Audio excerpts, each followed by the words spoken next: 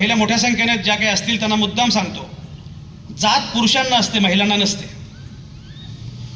कारण प्रत्येक जातीमध्ये महिलांचं शोषणच होतं.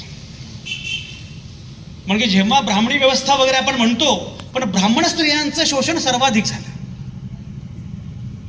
आपण कायम रमाबाई पेशवे वगैरे कौतुक करत असतो, पण हे आपल्याला माहिती नसतं की रमाबाई पेशव्यांचं आपण कौतुक करतो, पण त्या रमाबाईला 20व्या वर्षी सतीच्या प्रथेखाली जिवंत जाळलं गेलं.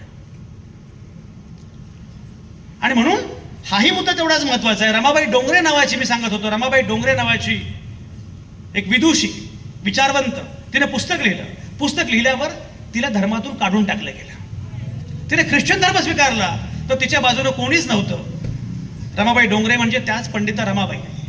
तिच्या बाजूने कोणीच नव्हतं, तेव्हा तिच्या बाजूने फक्त 2 मित्र उभे राहिले, एक महात्मा फुले आणि दुसरी सावित्रीबाई फुले. मी मगाशी म्हटल्याप्रमाणे, कारण हा लढा